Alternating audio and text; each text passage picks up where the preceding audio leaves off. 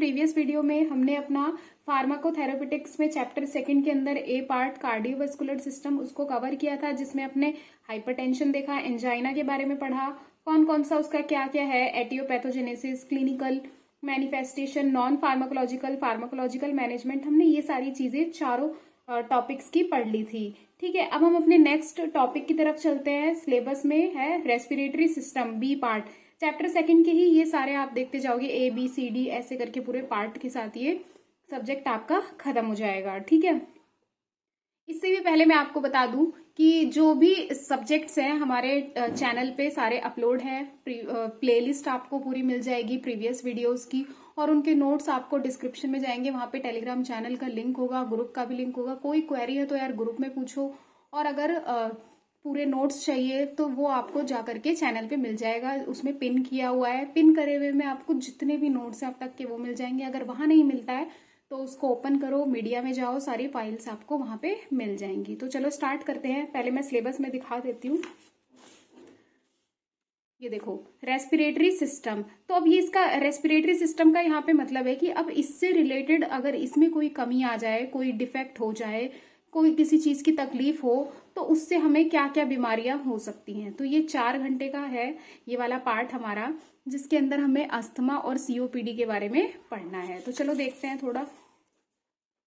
देखो respiratory system यानी सुना होगा आपने श्वास तंत्र नाम से, है ना, कि पूरा सिस्टम है सांस का, किसका, इंस्पिरेशन और एक्सपीरेशन का, है ना, कि सांस अंदर जाना, एक इनहेल और एक्सेल इसमें चलता है। ठीक है, तो क्या बोल सकते हैं हम यहाँ पे कि रेस्पिरेटरी सिस्टम हमारा ग्रुप ऑफ ऑर्गन्स है। यहाँ पे कई सारे ऑर्गन आते हैं, एल्वेलाई हो गया, लंग, रेस्पिरेटरी सिस्टम से हमारा पूरा जुड़ा हुआ रहता है। देखो लंग्स में एल्वेलाई लंग्स हो गया, और क्या रह गया, नोज हो गया, हमारा गला हो गया, थ्रोट हो गया, विंड पाइप, ट्रैकिया हो गया। तो ये सारे ऑर्गन्स हमारे जुड़े हुए रहते हैं। ठीक है, तो ग्रुप ऑफ ऑर्गन है और टिश्यू है that help the body breathe, जो बॉडी को की मदद करता है सांस लेने में। ठीक है, तो इसमें क्या कौन कौन से आ जाते हैं हमारे, नोज, थ्रोट, गला, विंड पाइप यानी ट्रैकिया, सांस की जो नली है वो। और रेस्पिरेटरी सिस्टम का फंक्शन क्या होता है, देखो बस इसी पेज पे थोड़ी सी राइटिंग गंदी लग रही है, अभी नेक्स्ट पेज दिखाऊंगी, एकदम मस्त राइटिंग के साथ आपको नोट्स मिलेंगे। देखो फंक्शन क्या होता है, एक तो to bring oxygen into the body and remove CO2, oxygen का इन और CO2 का रिमूवल होना ही क्या है, रेस्पिरेटरी सिस्टम का एक काम है। रेस्पिरेटरी सिस्टम अगर मान लो डिजीज हो जाए, है ना, रेस्पिरेटरी सिस्टम डिजीजेस अगर कोई भी अगर बीमारी हो गई है तो वो इन ऑर्गन्स को अफेक्ट करेगी, टिश्यूज को अफेक्ट करेगी जो इन्वॉल्व हो रहे हैं ब्रीथिंग में। तो वो कौन कौन सी बीमारियां हो सकती हैं, देखो जो हमारे रेस्पिरेटरी सिस्टम को अफेक्ट करेंगी। एक तो हो गया अस्थमा, सेकंड हो गया क्रोनिक ऑब्स्ट्रक्टिव पल्मोनरी डिजीज यानी COPD, और थर्ड है हमारा निमोनिया, फोर्थ है ट्यूबरक्लोसिस, फिफ्थ है लंग कैंसर। तो हमें सिर्फ किसके बारे में पढ़ना है इसके अंदर, अस्थमा और क्रोनिक ऑब्स्ट्रक्टिव पल्मोनरी डिजीज के बारे में। तो चलो देखते हैं अस्थमा के बारे में। पहले देखो अस्थमा क्या है, एक लंबे समय तक ठीक ना होने वाली बीमारी है, ये हम बोल सकते हैं। जल्दी से ये ठीक नहीं होती है, ठीक है, लॉन्ग टर्म कंडीशन होती है, इसीलिए बोल रहे हैं ये लॉन्ग टर्म है कंडीशन, यानी क्रोनिक डिजीज है एक तरीके से। कंडीशन अफेक्टिंग, जो अफेक्ट कर सकती है चिल्ड्रन को भी और एडल्ट्स को भी। तो अस्थमा नाम क्यों पड़ा है इसका, अस मतलब हो गया डिफिकल्टी, और थमोज, थमा वर्ड कहाँ से आया, ये थमोज से, जिसका मतलब होता है ब्रीथ और स्पिरिट। ठीक है, तो difficulty in breathing is called asthma. हाँ बिल्कुल यही है।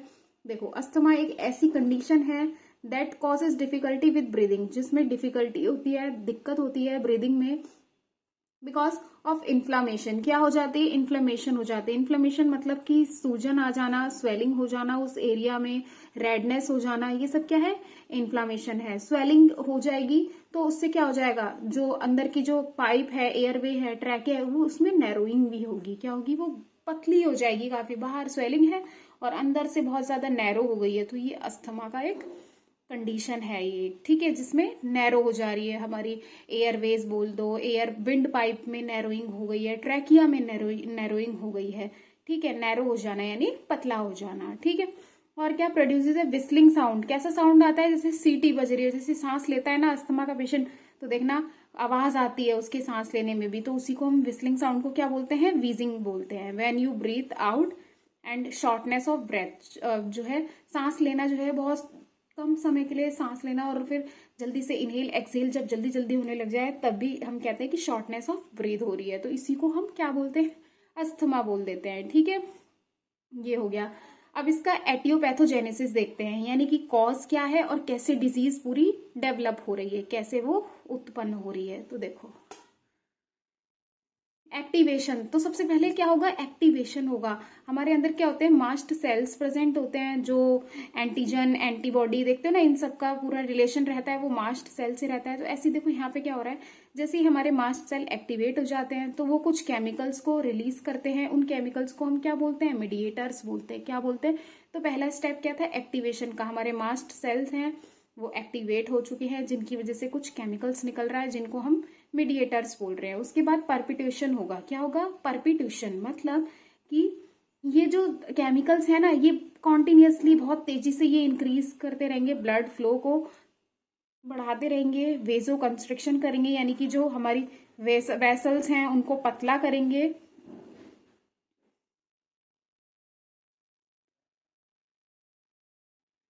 ठीक है, वेसल्स को एकदम पतला कर देंगे, यानी सिकोड़ देंगे, कंस्ट्रिक्ट कर देंगे, और हमारी ब्रोन को कंस्ट्रिक्शन भी कर देंगे ये।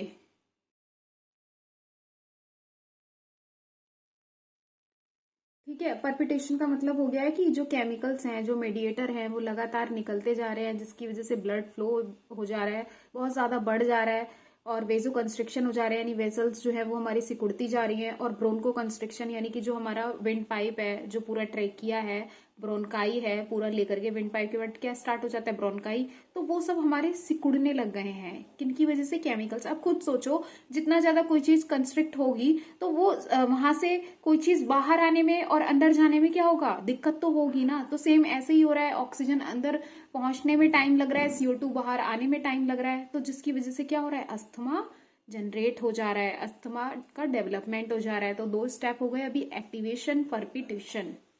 उसके बाद देखो वही ब्रोनको कंस्ट्रिक्शन लिखा हुआ है कि इससे क्या हो गया है, एक्यूट ब्रोनको कंस्ट्रिक्शन हो जाता है ड्यू टू एलर्जेंस की वजह से, यही मीडिएटर्स की वजह से, है ना। और एलर्जन कहाँ से मिले हमें, मास्ट सेल से रिलीज हुए हैं, from A release of mediator, mediator से ही तो रिलीज हुए हैं कौन, एलर्जेंस, जो एलर्जी क्रिएट कर रहे हैं, फ्रॉम मास्ट सेल, ये इसके बीच का पोर्शन है, that directly contract the airway. तो समझ गए यहाँ पे हुआ क्या है, मास्ट सेल सबसे पहले एक्टिवेट हुए हैं, उसमें से कुछ केमिकल्स निकला है, और उन केमिकल्स की वजह से ब्रोनको कंस्ट्रिक्शन हो गया है।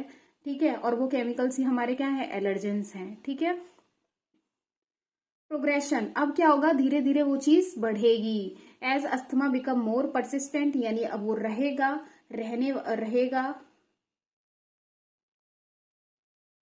ठीक है, द इन्फ्लेमेशन प्रोग्रेसेस, तो इससे क्या होगा, इन्फ्लेमेशन भी बढ़ेगी, एंड अदर फैक्टर्स में भी involve in the air flow limitation, है ना। एयर फ्लो में क्या होगा, अब लिमिटेशन आ जाएगी, ज्यादा सांस नहीं ले पाएगा वो बंदा। क्यों, क्योंकि अब अस्थमा जो होगा प्रोग्रेसिव हो चुका है। ठीक है, धीरे धीरे बढ़ रहा है। अब ये था हमारा क्या, पूरे एटियोपैथोजेनेसिस। तुम डायरेक्ट भी लिख कर आओगे तो भी आपको नंबर मिलेंगे कि कॉजेस क्या है। कॉजेस में तुम ब्रोनको कंस्ट्रिक्शन लिख दोगे, वेसो कंस्ट्रिक्शन डाल दो, ब्लड फ्लो बढ़ जा रहा है, नैरोइंग हो जा रही है, किसकी वजह से, ड्यू टू दी एलर्जेंस की वजह से, which are release from the mast cell. ठीक है, जो कहाँ से रिलीज हो रहे हैं, हमारे मास्ट सेल से। ठीक, अब आगे देखते हैं क्लिनिकल मैनिफेस्टेशन, यानी कि अब सिम्टम्स देखेंगे क्या हो सकते हैं। देखो, कफ हो गया, डिस्पनिया हो गया, ठीक है, वही शॉर्टनेस हो जाना, ऑक्सीजन ना जा पाना ढंग से, है ना, ब्रीदिंग शॉर्टनेस हो गई है, वीजिंग ड्यूरिंग ब्रीथिंग, यानी विस्लिंग साउंड, वही सीटी बजने जैसा साउंड होगा सांस लेते वक्त। अस्थमा अटैक फ्रिक्वेंटली, अस्थमा के जो अटैक होंगे वो ज्यादातर कब पड़ेंगे, एक तो रात को और सुबह मॉर्निंग में। देखते हो ना, अगर खांसी के लिए भी बोलते हैं तो भी कि भाई रात को सबसे ज्यादा आती है और एक सुबह के टाइम पे, ऐसे ही अस्थमा का अटैक भी रात को ज्यादा होता है और सुबह में। एक्जेमा, रेडनेस होने लग जाएगी स्किन में, रैशेस पड़ जाएंगे, एलर्जिक रिएक्शंस होंगे। क्यों, क्योंकि हमने पढ़ा ऊपर की क्या रिलीज हो रहा है, कि किसकी वजह से हो रहा है, ब्रोनको कंस्ट्रिक्शन, एलर्जेंस की वजह से। ठीक है,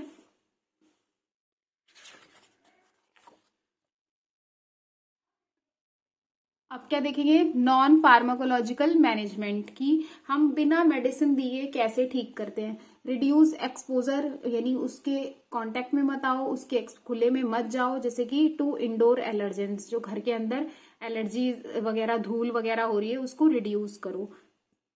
टोबैको स्मोक या फिर तम्बाकू वगैरह है इसको अवॉइड करो, अगर कोई कर भी रहा है तो अवॉइड। व्हीकल एमिशन, जो व्हीकल में से जो धुआं निकल रहा है उसको भी अवॉइड करो। आइडेंटिफाई करो इरिटेंट्स को इन दी वर्क प्लेस में देखो कि ये इरिटेंट कौन है जो एलर्जी कॉज कर रहे हैं, उसको पहचानो। रेगुलर फिजिकल एक्टिविटी करो, ठीक है, लाइक वॉक पे चले जाओ सुबह सुबह, है ना, या फिर रनिंग कर लो, कुछ तो करो, मतलब रनिंग तो नहीं हो पाएगी बट वॉक पे निकल जाओ, ठीक है। ईट ए बैलेंस डाइट लो।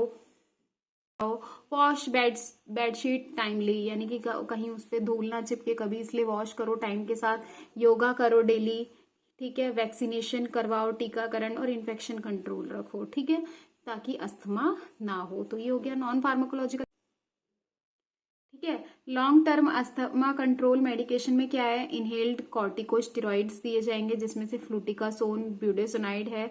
ये सभी आप फार्माकोलॉजी में पढ़ेंगे, और थोड़ा बहुत आप फार्मास्यूटिकल केमिस्ट्री जब पढ़ा था आपने ऑर्गेनिक का, तब आप पढ़ के भी आए थे। मेडिसिनल केमिस्ट्री के अंदर आता है ये।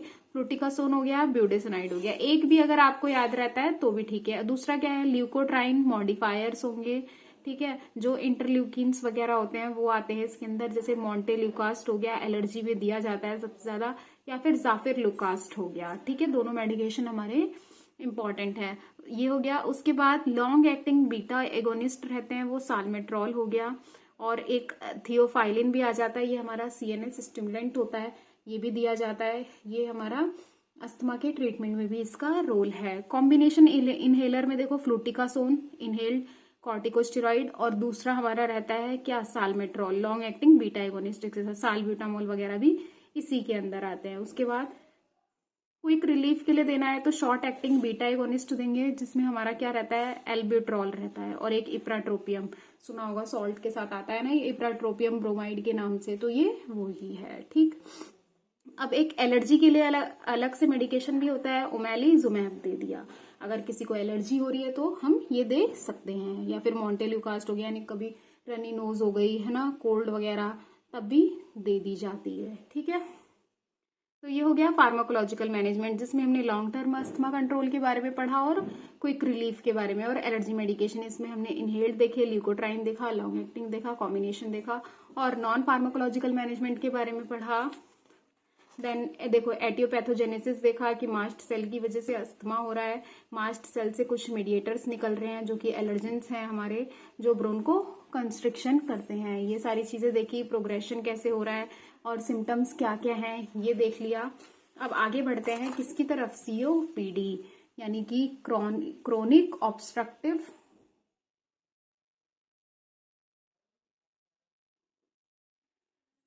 चलो अब आगे बढ़ते हैं, जिसमें हम क्या देखेंगे, क्रोनिक ऑब्स्ट्रक्टिव पल्मोनरी डिजीज के बारे में। इन चारों वर्ड का मतलब समझते हैं। देखो क्या है क्रोनिक, क्रोनिक का मतलब होता है लॉन्ग लास्टिंग, ठीक है, यानी लंबे समय तक, या फिर ऑन गोइंग, यानी जो चीज चलती रहेगी। ऑब्स्ट्रक्टिव का मतलब होता है ब्लॉकिंग और नैरोइंग एयरवेज, जो दिक्कत आना, ब्लॉक हो जाना कोई चीज या नैरो हो जाना, इज ऑब्स्ट्रक्टिव, दिक्कत होना उस चीज में। पल्मोनरी का मतलब है रिलेटेड टू लंग्स, किससे रिलेटेड है, लंग से रिलेटेड। और डिजीज, कोई भी हेल्थ कंडीशन या इलनेस, बीमारी, वो क्या है, डिजीज है। तो हम कह सकते हैं सो COPD means a long term lung disease that blocks air flow, जो किसको ब्लॉक करती है, एयर फ्लो को ब्लॉक करती है। बट यहाँ पे कारण जो होगा वो दूसरा रहेगा, ठीक। वहां पे मास्ट सेल की वजह से हो रहा था अस्थमा में, लेकिन यहाँ पे रीजन जो होगा वो दूसरा होगा। तो हम कह सकते हैं COPD एक ऐसी लंबे समय तक चलने वाली फेफड़ों की बीमारी है जो सांस लेने में दिक्कत पैदा करती है, ठीक है। ये है पूरा COPD का मतलब। तो अब हम इसकी एटियोपैथोजेनेसिस समझते हैं। देखो कितना इजी तरीके से बताया, तो इसमें आपको दिक्कत नहीं होने वाली। तो एटियोपैथोजेनेसिस देखते हैं कि कैसे डिजीज डेवलप हो रही है, कैसे बढ़ रही है। तो जो COPD होता है ये किस वजह से होता है, ड्यू टू क्रोनिक ब्रोंकाइटिस, किसकी वजह से, क्रोनिक ब्रोंकाइटिस और एम्फाइसीमा की वजह से, ठीक है। तो क्रोनिक का मतलब अभी देखा लॉन्ग टर्म। ब्रोंकाइटिस का मतलब होता है इन्फ्लेमेशन यानी स्वेलिंग ऑफ द ब्रोंकाई यानी एयरवेज की that carry air to lungs. ठीक है, इन्फ्लामेशन हो जाना ब्रोंकाई में जो कि एयर को यानी ऑक्सीजन को हमारे लंग्स तक लेके जा रही है। एंड एम्फाइसीमा यानी कि इनसाइड अंदर की साइड स्वेलिंग हो जाना। तो ये क्या है, एक लंग कंडीशन है जहां पे where the alveoli get damage. Emphysema में क्या हो जाता है कि जो हमारी एल्वोलाई है जहां पे गैस का एक्सचेंज होता है O2 CO2 का, वो क्या एल्वोलाई हमारे डैमेज हो जाते हैं, leading to difficulty in breathing. अब सोचो जहां पे एक्सचेंज ही नहीं हो पा रहा है अच्छे से तो ब्रीदिंग कैसे होगी। तो ये होता है क्या हमारा एम्फाइसीमा। ठीक है, तो एटियोपैथोजेनेसिस क्या हो गई, COPD की, क्रोनिक ब्रोंकाइटिस एंड एम्फाइसीमा। ठीक,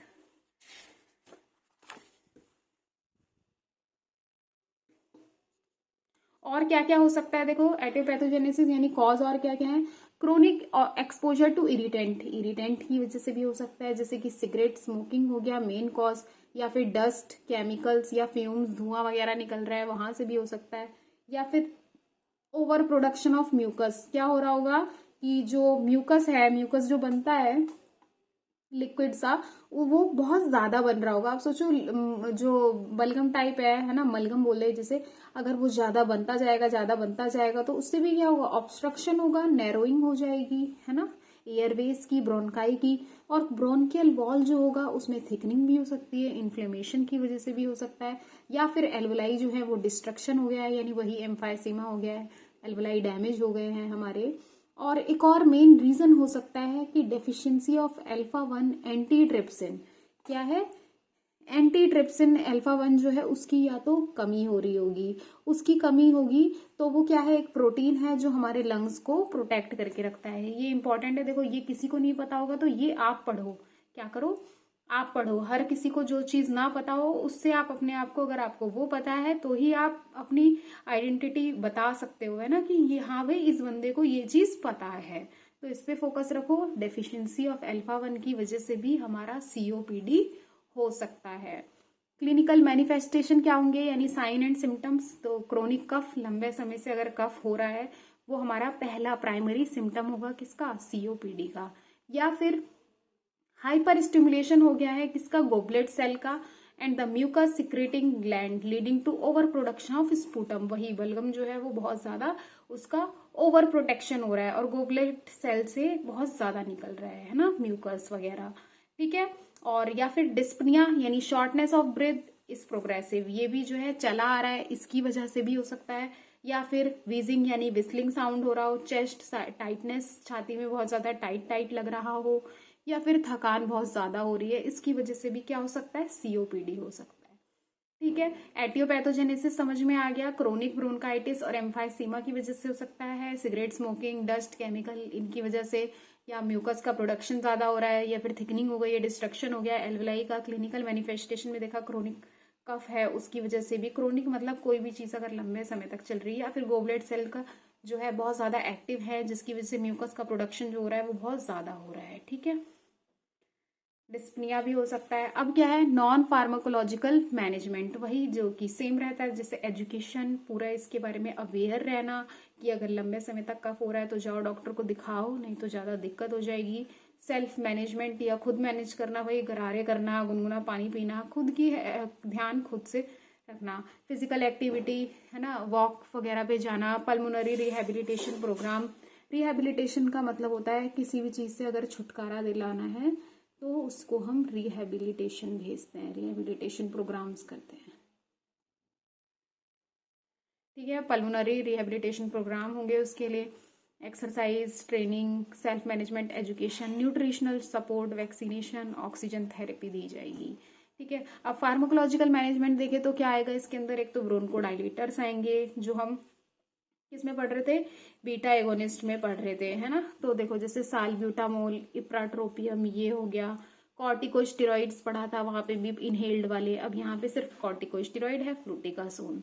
कॉम्बिनेशन इनहेलर में वही दोनों सेम आ जाएगा, फ्लूटिकासोन एंड साल्मेट्रॉल। ठीक है, तो जो हमारा फार्माकोलॉजिकल मैनेजमेंट है अस्थमा का और COPD का ऑलमोस्ट सेम ही रहता है। ओरल स्टेरॉइड में प्रेडनिसोन आ गया, मिथाइल जेंथीन में थियोफाइलिन आ गया, इसको भी हमने वहां पे देखा था। तो एक का अगर तुम्हें फार्माकोलॉजिकल मैनेजमेंट याद हो जाता है तो आप सभी का लिख लोगे। ऐसे ही वहां पे जब हम कार्डियोवैस्कुलर सिस्टम को अफेक्ट करने वाली जितनी डिजीज थी उनके सबका फार्माकोलॉजिकल मैनेजमेंट ऑलमोस्ट सेम ही था। ऐसे ही यहाँ पे है। तो देख सकते हो आप कि इस तरीके से देखो हमने अपना COPD और अस्थमा के बारे में प्रॉपर कवर कर लिया है। सो गाइज अगर वीडियो अच्छी लगी है तो लाइक करना, चैनल पे नए हो तो सब्सक्राइब करना, ज़्यादा से ज़्यादा शेयर करना। टाइम पे आपको सिलेबस जो है आपका बोलते हैं ना कंप्लीट हो जाएगा, मिल जाएगा, इंपॉर्टेंट क्वेश्चंस भी मिल जाएंगे। सो गाइज जितना ज़्यादा से ज़्यादा शेयर कर सकते हो शेयर करो। सो और हाँ, इसके प्रॉपर नोट्स आपको टेलीग्राम पे मिल जाएंगे तो आप वहाँ से डाउनलोड कर सकते हो। So thank you.